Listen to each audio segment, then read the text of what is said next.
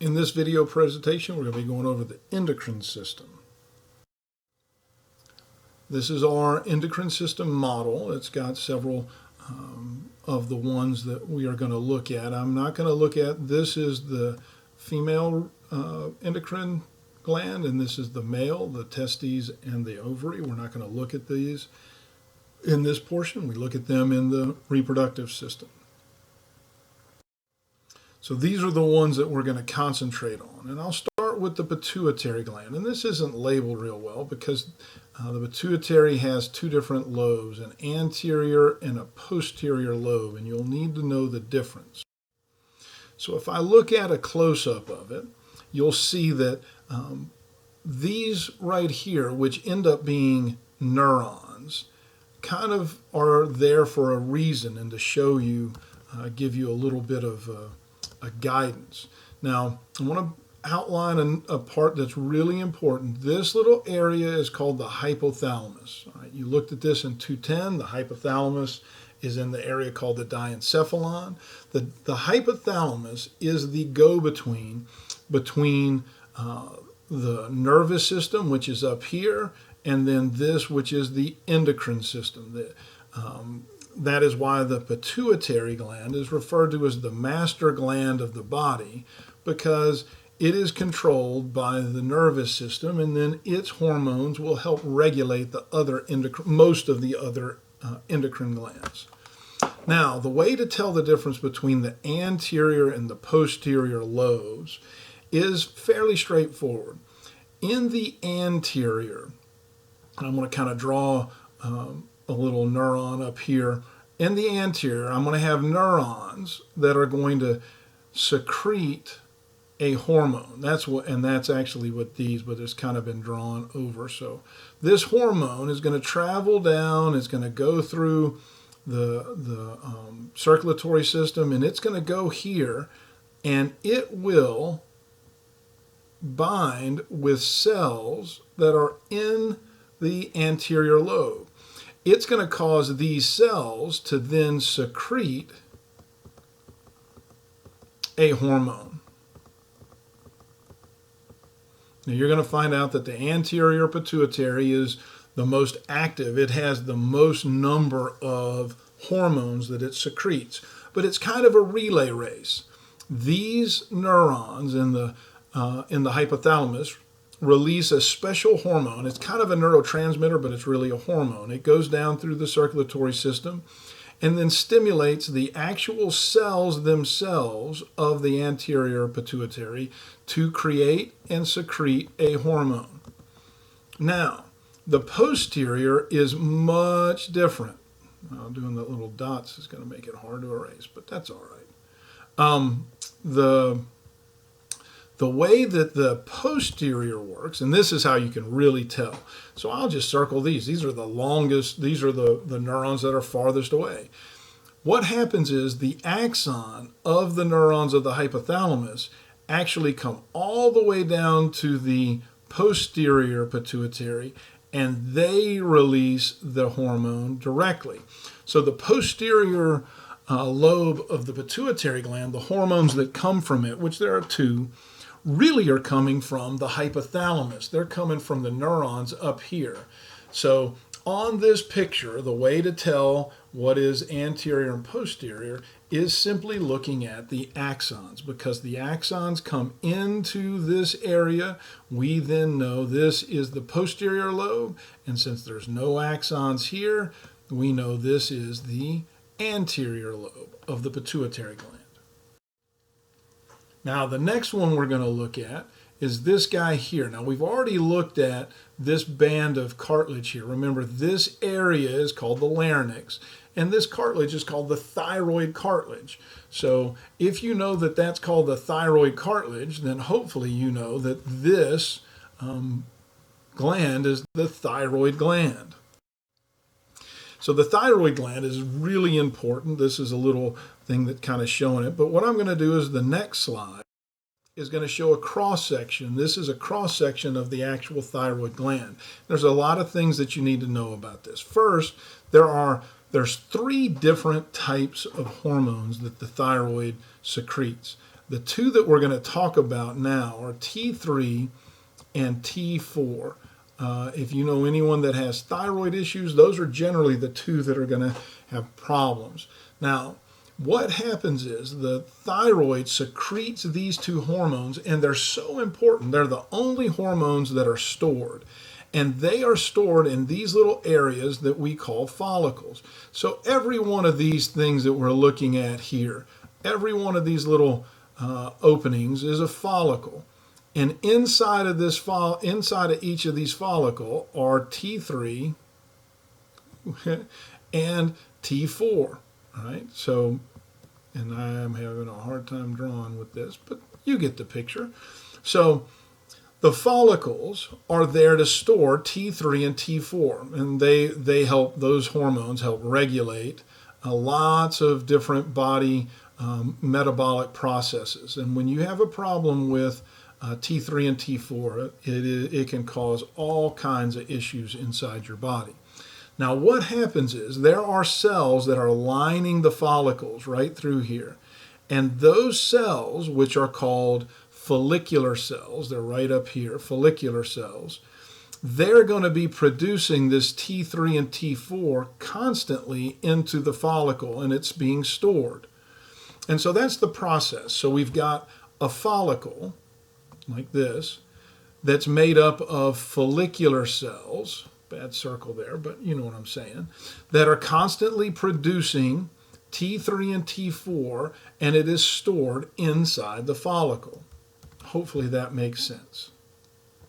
Now, there is another type of hormone called calcitonin. It is going to be created by cells that are in between where the follicles are. All of these little areas here, and they're called parafollicular cells. The parafollicular cells are not secreting hormones into the follicle. Those hormones go out into the bloodstream. And like I said, and I'm going to try, which I shouldn't do, is calcitonin. Yeah, this one, I probably shouldn't try to write that on there. But anyway, calcitonin is the other hormone that is created. And we're really going to talk about it in a minute because it is going to be the counterpart for a hormone that's created by the parathyroid hormone or gland. So if this is the thyroid gland, if I was able to turn this structure around and look behind it, this is what I would see. And I would end up seeing that there are 4 little dots, 2 of them on this model you can see, but there's 4 little dots here. And those 4 little dots are glands called the parathyroid gland. So this is a cross section, so it shows the thyroid, right? And this has the little follicles that we talked about with T3 and T4. You can see the little areas between there where you would have the calcitonin, the parafollicular cells being creating calcitonin. But now we see the parathyroid gland with it. So the parathyroid gland is associated with the thyroid. Now, the parathyroid gland only secretes one hormone, and it's really, really tough. It's a hormone called parathyroid hormone. So calcitonin and parathyroid hormone play against each other. What one does, the other one does the opposite. And they're all about calcium ions. All right, and the balance of calcium in our body. And I'm going to have another PowerPoint just kind of to talk about it. But parathyroid, this is the parathyroid, and that's next to the thyroid. Now remember, the thyroid is going to have 3 hormones, T3, T4, and calcitonin, and the thyroid's only going to have 1, parathyroid hormone. So the next one we're going to look at is going to be this guy, and we've looked at this in the digestive system. This is called the pancreas.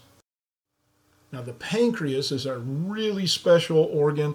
It is the only it's the only organ that has both major endocrine and exocrine properties. And since we're looking at the endocrine system, hopefully you can figure out that we're going to be talking about the endocrine properties of it.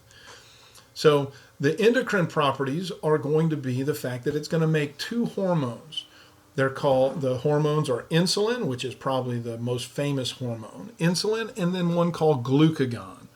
And I'm going to have another video that's going to go over insulin and glucagon. But the inside of the pancreas is going to have these little islands, and so they are called pancreatic isle cells. They used to be called the Isles of Langerhans. That is no longer used. Now they just call it pancreatic isle cells, which is a pretty good thing.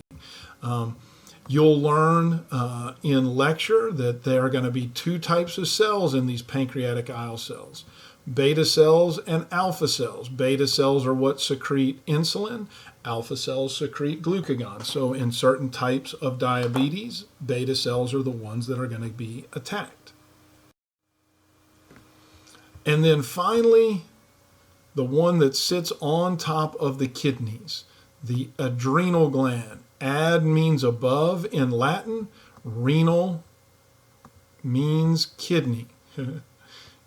This is kind of fun trying to draw on that. So the word adrenal literally means above the kidney. So this picture shows them on either side, the left and right adrenal glands. So they're going to have, we're going to look at a cross section. You're going to see the cross section of this. So the adrenal gland is divided up into two sections. I'm going to have an outer layer and an inner layer. Now remember, in pretty much everything that we've looked at, if it has an outer layer, the outer layer is called the cortex, the inner layer is called the medulla. So the outer layer is called the adrenal cortex, where the inner layer is called the adrenal medulla. And they both have different things that are going on. The adrenal cortex, and this is going to be, I'm going to look at both of these. So the adrenal cortex, which is above here, has 3 layers. Now on your lab handouts, it gives you the names of the layers. I am not worried about that. What I want you to know is each layer's main hormone it secretes. The outer layer secretes a hormone called aldosterone. Aldosterone is what is referred to as an antidiuretic. It means it stops you from having to go to the bathroom. And it does this by taking sodium ions and pulling them back in from the kidney tubules back into circulation, and water follows it. So aldosterone, you can remember, works on salt. Right? Now, the middle layer, its hormone is cortisol. Cortisol is a stress hormone. When you get stressed, you're going to switch over to the sympathetic nervous system, and you're going to need to burn glucose. It gives you energy. So the cortisol is going to be related to sugar. So we have aldosterone as the outer layer. I don't know if anybody ever watched Happy Days, but it's a kind of a bad show. I mean, there's only 1 or 2 good seasons, but it's an old show, and it was about kids in the 50s, and they hung out at Al's Diner. I always remembered aldosterone worked on salt because I could remember Al's Diner, which a diner food is known for both being salty and fatty. So I could remember Al's Diner, and salt would be helping me remember aldosterone. Cortisol, I think most people have heard of cortisol. It's going to be about glucose or sugar. And then finally, the innermost layer is androgen. Androgen, there's a couple of androgens. They are the sex hormones. And so it is literally salt, sugar, sex as it goes in from the outer layer down to the innermost layer. Again, the only thing I want you to know about these zones and these layers is the main hormone. Outer, middle, and inner. Aldosterone, salt, cortisol, sugar, androgen are the sex hormones. And then the last thing is this adrenal medulla. This is going to secrete epinephrine and norepinephrine. Now, in this is going to be a very interesting thing in the fact that it is a modified sympathetic nervous system ganglion. Now, I just want to point out, epi means above, nephron is the microscopic structure inside the kidney that's filtering. Epinephrine means above the kidneys. Now understand, adrenaline means above the kidneys.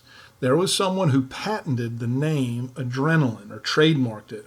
And so now all textbooks have to use epinephrine. Now, if you can remember, I could go to a high school or a grade school even and talk about adrenaline, and most kids are going to know adrenaline's going to give you an energy rush. It's in times of stress. But unfortunately, epinephrine doesn't have that built-in knowledge. But if you just remember, anytime you hear epinephrine, think adrenaline. So the adrenal medulla secretes epinephrine and norepinephrine directly into the bloodstream. And this is like a fallback mechanism. So let's say you're watching a YouTube video and something jumps out at you and it scares you. Your reflex is super quick. You don't sit there and think about it for a minute and go, ah. No, as soon as you see it, you jump.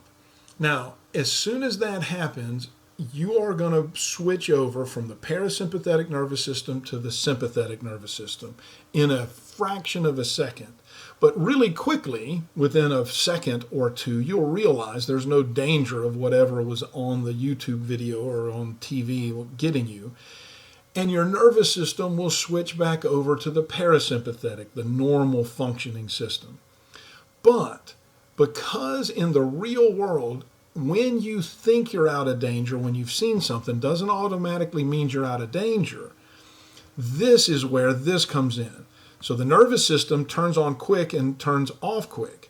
But because there's going to be a release of the neurotransmitter epinephrine or adrenaline into the bloodstream as a hormone, it will stay in circulation longer and give you more time. You'll still be on edge. That's why if you ever got into an argument with somebody or ever got into you really got pissed at somebody, when you walk away or they walk away, you're still kind of shaking for a while. Your nervous system is shut down and gone back to normal. It's that release of the hormone that's in your body. And again, it's just trying to prepare you or make sure that you're not going to relax too early.